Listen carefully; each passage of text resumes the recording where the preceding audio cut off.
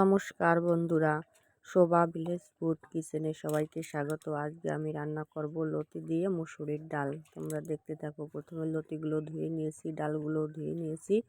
এবার বাটা মশলাগুলো দিয়ে দেবো। জিরা বাটা, পেঁয়াজ বাটা, রসুন বাটা,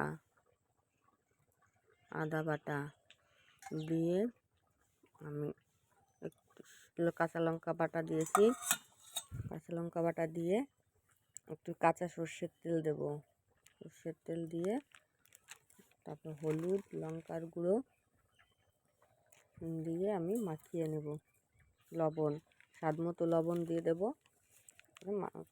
মাখিয়ে নেব মশলা দিয়ে। শুকনো লঙ্কার গুঁড়ো দিয়েছি, এবার মাখিয়ে নেব।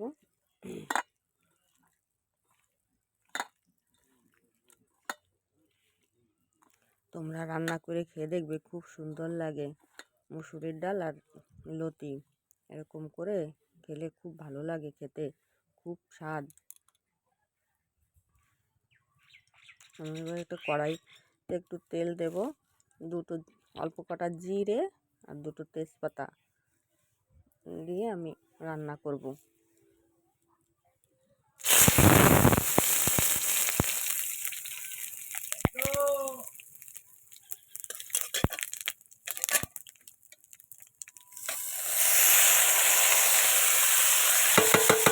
ডালটা দিয়ে দিয়েছি, আর লতিগুলো মাখিয়ে রেখেছিলাম নাড়াচাড়া দেবো। ভালো করে একটু ভাজা ভাজা করতে হবে। একটু ভাজা ভাজা করে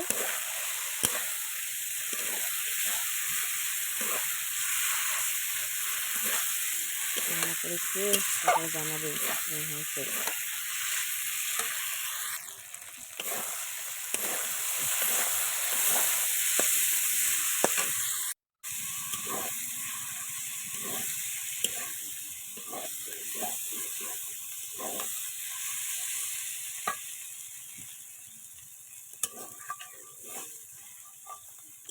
ভালো করে ভেজে নিয়েছি।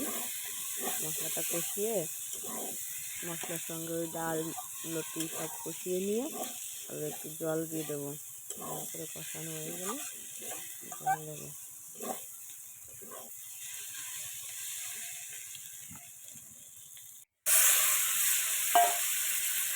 জল দিয়ে দিয়েছি পরিমাণ মতো। ডালটা ফুটে যাবে, লতিটা সেদ্ধ হয়ে যাবে, আবার গামাখা গামাখা থাকবে, জল থাকবে না বেশি। এইভাবে জলটা দিয়েছি।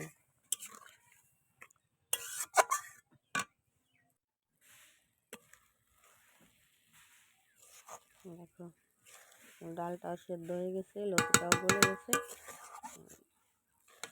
জলটা বেশি শুকিয়ে গেছে। আর একটু জল থাকলেও সমস্যা হতো না, জল জল থাকলেও। আমি শুকনো শুকনোই নামাবো। একটু গরম মশলা দিয়ে নামানোর সময় একটু সামান্য গরম মশলা দিয়ে গরম মশলার গুঁড়ো দিয়ে নামিয়ে নেব। দেখো কি সুন্দর হয়েছে। তোমরাও বাড়িতে তৈরি করে খেয়ে দেখবে, খুব সুন্দর লাগবে।